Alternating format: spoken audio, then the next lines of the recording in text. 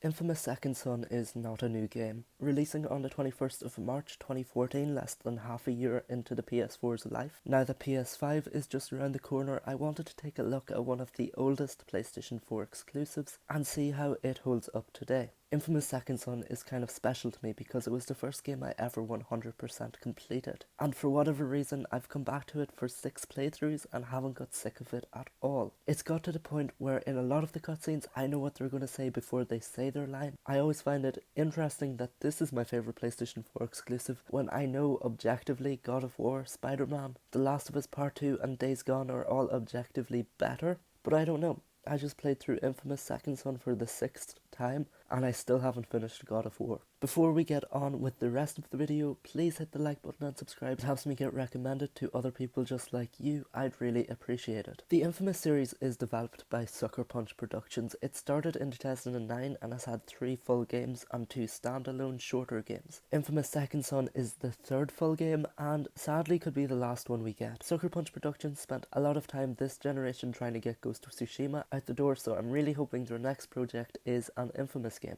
inFamous Second Son has a fairly decent 80 on Metacritic, but the general response I've seen on the internet has always been a little lukewarm regarding the game, and it may not live up to the original 2 for many people, but it's a very solid game nonetheless. But what's way more important than talking about how the game was received is actually talking about the actual game itself, and that's exactly what I'm just about to do. The setup of this game is you're playing as 24-year-old Delson Rowe, a Native American from the Akomish tribe. When a vehicle crash leads to some conduits escaping from the Department of Unified Protection. Conduits are the people in the world of inFamous with powers, but the DUP refer to them as bioterrorists. Anyway, after the crash, Delson ends up absorbing powers from Hank Daughtry. After chasing Hank, the leader of the DUP, Brooke Augustine, gets to Hank and captures him. Delson is then faced with the decision of admitting he has absorbed powers from Hank or acting innocent and let everyone get interrogated by Augustine. This is where the morality gameplay of inFamous comes into play, but I'll get to it in just a minute. Regardless of what choice you go for in the beginning, the outcome is the same. Augustine stuck shards of rock into every one of the tribe's members' bodies, trying to get them to confess. Delson became a conduit, but nobody would speak. The doctor said the only way those shards are coming out is the same way they came in, and because Delson is the reason everyone is dying, he heads to Seattle with his brother Reggie to get Augustine's powers, the same way he got Hank Daughtry's powers.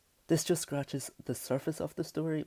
I say that in every game review I do, but I like to do the setup of the story while staying spoiler free, because 9 times out of 10 I'm talking about a game on the channel I enjoyed and thought the story was good enough for people to experience it for themselves, as opposed to just having me explain it to them. The story in this game isn't anything spectacular like the Last of Us games, but it has its moments and I definitely did get invested in it. The inFamous series has a morality system or a karma mechanic to its games. In inFamous Second Son, the choices you make directly affect how the story goes, and if you ever hear someone say the choices don't affect the story directly, slap a sticker that says wrong on their forehead, because I've heard that before and there's literally different missions for either path. There are 2 paths you can go down. You can choose to use your conduit powers for good, allowing you to become a hero as you level up, or if you decide to take the evil path, you will slowly become inFamous. You see what they did there? That's the name of the game. If you choose to become inFamous, which according to the trophy list only 20.5% of people beat the game with evil karma, you will slowly see Delson become more and more corrupt, which has a knock-on effect on the people around him.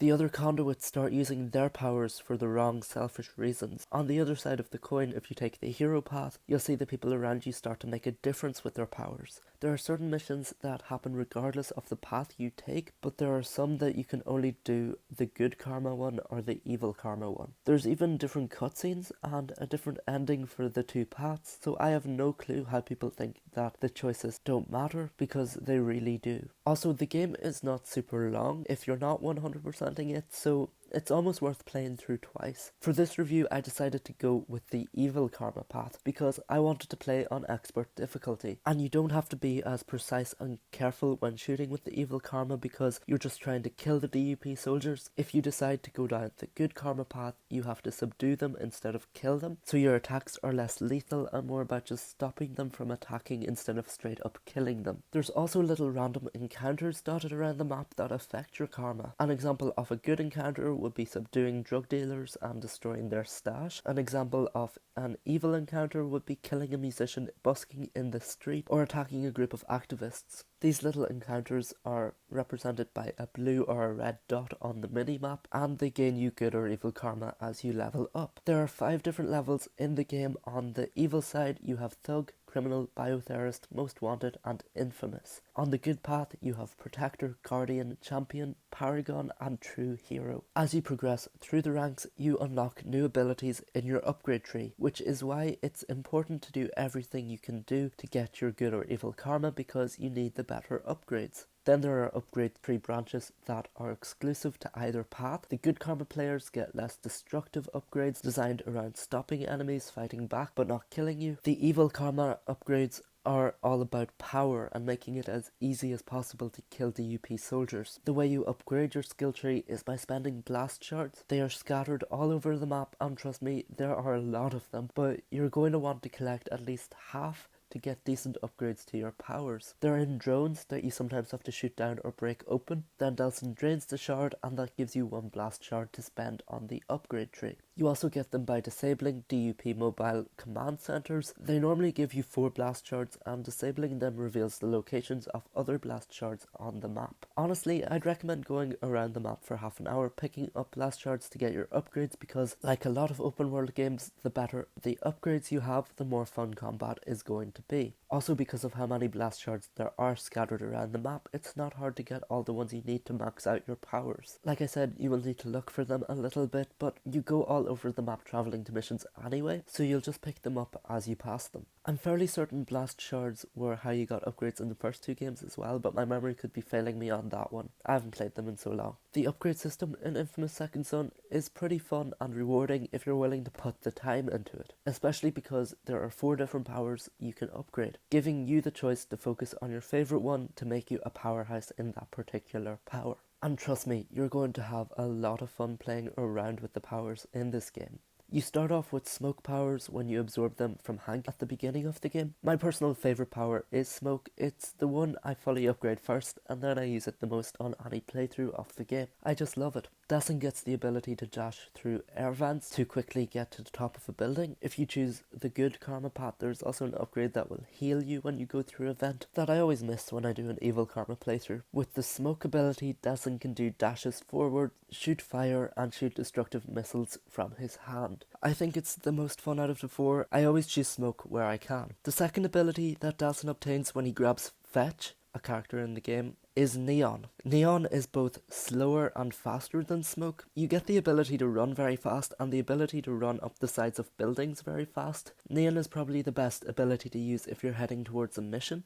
The reason I say it's slower than smoke is because your shooting becomes more accurate, more powerful, but slower, just like a sniper rifle, but it's firing from your hand. The whole morality aspect of the game comes into play when aiming with your neon powers too, because you see a red bubble over the enemy's head, killing them instantly and gaining you evil karma, or a blue bubble over their leg, which is easier to hit, earning you good karma. The whole gameplay shifts when you start using neon powers, and while I do prefer smoke, it's a nice change of pace once you unlock it. The third one you'll unlock while completing the story is video, and I'm not sure I like this one, it's fine. See, you get it quite late in the story and with probably an hour and a half left, but I never find myself using it, and it's fine for what it is, and I like the option is there, but the gameplay just wasn't as fun for me with this one. You have the ability to go invisible for a short amount of time when you hit L1, and you can sneak up on enemies and stab them with what I will admit is a pretty cool video sword. Your shooting from your hand becomes more like a machine gun, which you might think sounds cool, but the damage is just awful, and using it on expert difficulty is just going to make you sad. Oh yeah, and you can also dash up walls, and if you dash into a satellite dish, it'll rocket you up into the air, which you can then glide, and I guess it's a pretty cool way to get around. Finally, you unlock stone. It's the reason you go to Seattle in the first place, and it's pretty powerful. I like it. You have a dash where you turn into stone, and you can rapidly shoot and actually do damage, unlike that stupid video power. You can hover for a long time, and you have to drain more power power from dead soldiers. Isn't that just lovely? The powers set the inFamous games apart from other open world action adventure games, especially Second Son with its variety of abilities available to you as you progress. One more aspect of combat that isn't really related to powers, but I suppose it does differ slightly from power to power, is your melee attack. You use square to attack, and with smoke your chain wrapped around your wrist gets all fiery. With neon your chain turns into a laser sword. With video you get a video sword, and finally with stone you get a really strong punch, which is cool.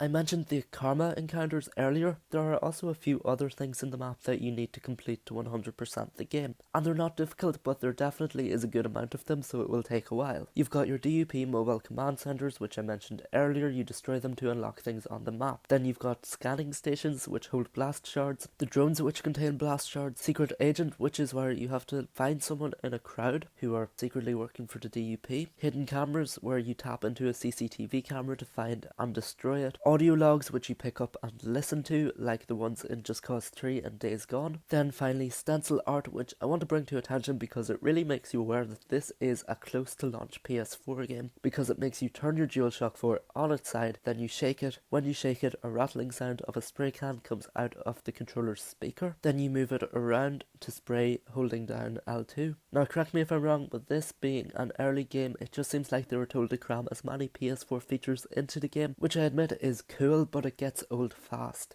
The graphics in this game are beautiful. You have to keep in mind that this game is over 6 years old and it looks amazing. The only thing is, when the PS4 Pro came out, they did a 4K patch, which is what I'm playing on. So if you have the regular or slim PlayStation 4, your game won't look quite as nice, but it's still a good looking game. Also on the PS4 Pro, you have the option to turn the resolution down to 1080p and have an uncapped frame rate, which looks super smooth. In 4K, however, I couldn't get over how nice it looks. This is my 6th playthrough, but it was my first time playing on my PS4 Pro. And all I can say is, if you loved this game in the past and have upgraded your console since, you are going to appreciate it even more in stunning 4K. The effects of all the powers are sort of lighting effects, so I'm sure you can imagine how great it looks. Sadly, I can't make 4K video to show you right now, but my computer's graphics card is a GTX 1050, so 4K would probably set it on fire. But take my word for it, you have to check out Second Son in 4K. That's it for today's video. It's a little bit longer than usual, but that's what happens when I talk about my favourite PlayStation 4 exclusive. This game is just amazing, and I really hope you're sold on it now. If you are sold on it, there will be an Amazon link down in the description that will take you to where you can buy it. If you happen to enjoy today's video, please hit the like button and maybe consider subscribing, as that helps me with getting recommended to other people. If you want to stay up to date with me and the channel, you can find me over on Twitter at AnthonyJGaming. I'm pretty active over there, so why don't you say hi? You can find me on the PlayStation Network as well as AnthonyJGaming, and finally you can follow me over on Instagram where I'm AnthonyJosephGaming. Thank you again very much for watching. Bye.